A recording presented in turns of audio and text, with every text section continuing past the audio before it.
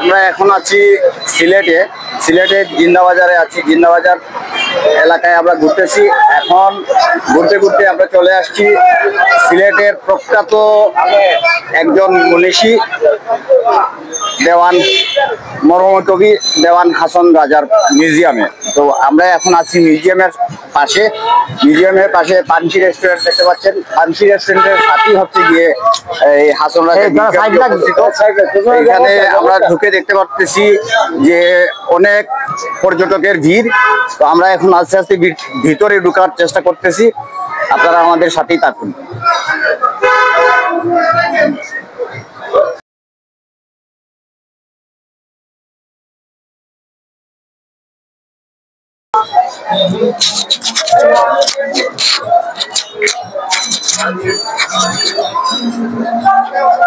দাদা আমার না করে না দেবেন কিন্তু ফটাফট লাস্ট টাকা নেবেন।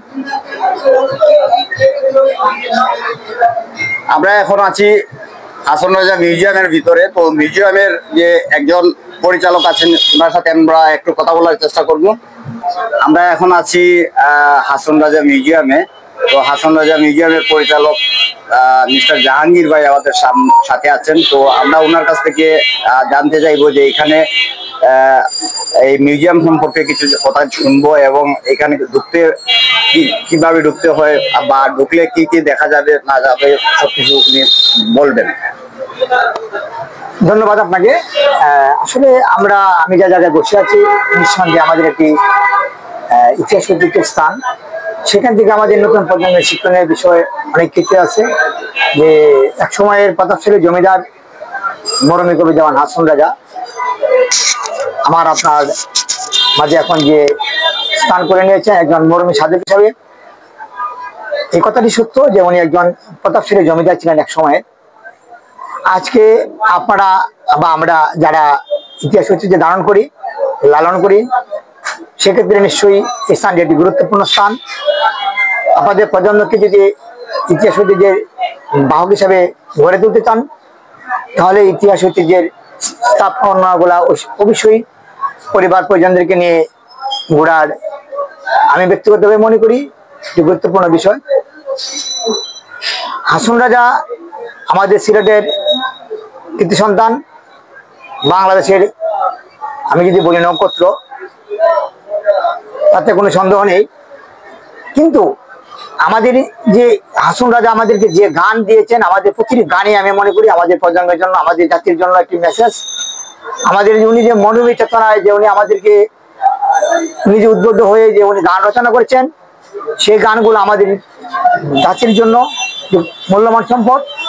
আমি যদি ওনার গানের এক দুটি গানের কলি দিয়ে যদি কিছু আপনাদেরকে উক্তি দিয়ে বলতে চাই। হাসন রাজা বলেছেন বাউলা কে বানাইলো রে হাসন রাজা রে বাউলা কে বানাইলো রে বানাইলো বাউলা তার নাম হইলো মাওলা। উনি নিজেকে নিজে প্রশ্ন করছেন যে তোমারে কে বাউলা বানাইলো। উনি উত্তর দিলেন বানাইলো বাউলা তার নাম হইলো মাওলা। উনি বলেছেন মাটির পিঞ্জিরার মাঝে বন্দি হইয়া রে কান্দে হাসন রাজার মন মনিয়া রে মায়ে বাপে বন্দি করলো কুশির মাজারে লালে দলায় হইলাম বন্দি পিঞ্জিরার ভিতরে।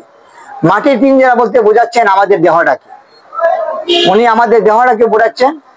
মায়ে বাপে বন্দি করলো কুশির মাজারে মা এবং বাবার যে মিলন সেই মিলন বলতে উনি বোঝাচ্ছেন এটা কুশির জগতে ওনারা থাকতেন বা কুশির মাজারে উনি থাকতেন।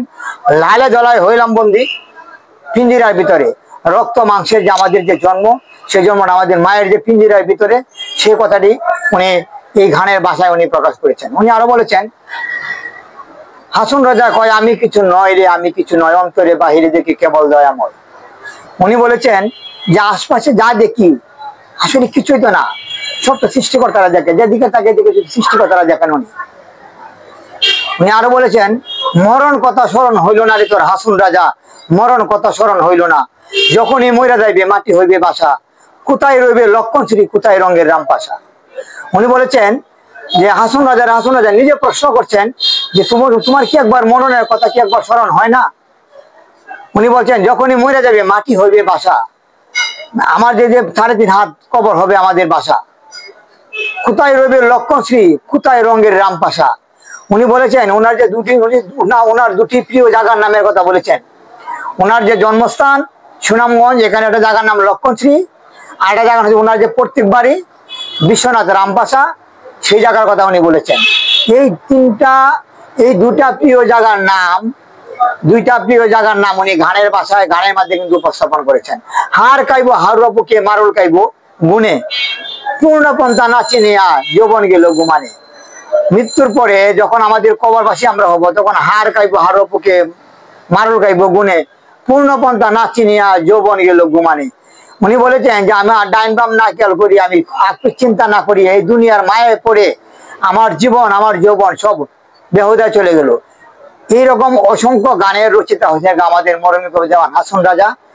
এই মিউজিয়ামটি প্রতিষ্ঠিত হয়েছে 2024 এপ্রিল 2006 সালে। এই মিউজিয়ামটি আমি মনে করি, ব্যক্তিগত অভিমত, এই মিউজিয়ামটি আমাদের ইতিহাস ঐতিহ্যের একটি অমূল্য স্থান। এবং হাসন রাজা আমাদের যে সিলেটের একজন মরমী সাধক, আমাদের এই হাসন রাজার মতো অসংখ্য গীতিকার আমাদের এই সিলেটের জন্ম নিয়েছেন।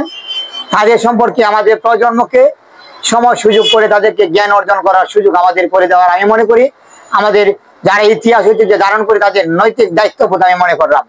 আজকে যদি আমরা আমাদের এই প্রজন্মকে যদি ইতিহাস ঐতিহ্যের ভাব হিসাবে ধারণা করতে পারি, হয়তো একদিন আমাদের প্রজন্ম ইতিহাস সম্পর্কে তারা সব ভুলেই যাবে, ইতিহাস সম্পর্কে জানতে পারবে না। তাই আসুন, আমাদের ইতিহাস ঐতিহ্যকে ধারণ করতে হলে আমাদের ইতিহাস ঐতিহ্যের স্থাপনাগুলো আগে আমরা আমাদের প্রজন্মকে দেখার সুযোগ করে দিই।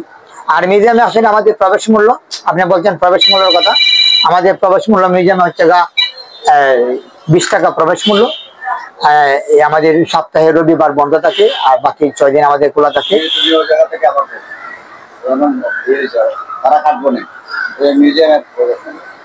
মিউজিয়ামের প্রবেশ মূল্য হচ্ছেন আমাদের